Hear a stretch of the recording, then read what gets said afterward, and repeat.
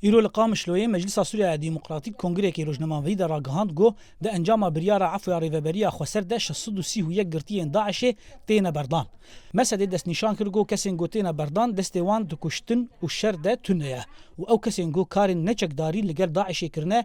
و هر وساهات تکسکرون گو کاروان الیکاریا داعش نکریه گو بهز ببه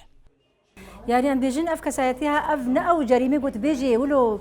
مزنن يعني مداخ يا كرنجي اف جزاء مثلا هنجي 2 صالح حكم بونا هنجي 6 صالح حكم بونا نأو جريمه مزن يقو بالصالح يعني مؤبدا نا يعني جريمنا مثلا التعامل مع داعش يعني تسهيل فرار دواعش پشتی قداندنا کنگره پیش آواهیا کرتیگاه علای اقام شلوی کسوبارین گرتیان کوم ببون لآلیه کدن کولان گلکی بترسه گو سربست بردانا وان گرتیان و جاره کدن داعش بهز بکه و لگوری مروفن وان گرتیان گو ده اف در فتک نوی اجبو گو دست بجیانک نو بکن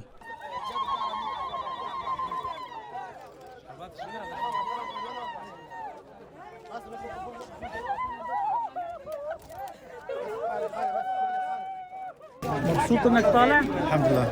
شو كان قرار العفو؟ قرار العفو من الإدارة الذاتية.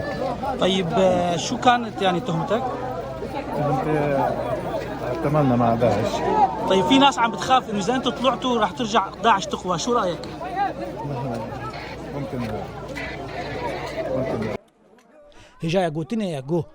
لسر پیشنیارا ایلو هزن عربا یه نفچه دیرا زوری و رقای گو مسدی پیشنیاری ریوبریا خسر کر گو مالباتن سوریه د کامپا هولی ده ورن بردان هر وسا 631 گرتی دی ورن بردان و 253 گرتی جزای وانجی هاتنه سفکرین لعلیه کی دن لگوری شوپینران گو مسدی آمادکاریا کنگریه کی نشتیمانی سر اصلا باکرو رجلات سوریه دکه گو دی اف گاوین بردانا گرتیان و مالباتان و دی ریوکه جبو قناغه کنو لباکرو رجلات سوریه و تکهزیا پشداریا حمو هوز و ایلن عربا دریوبریا خستریا باکرو رجلات سوریه ده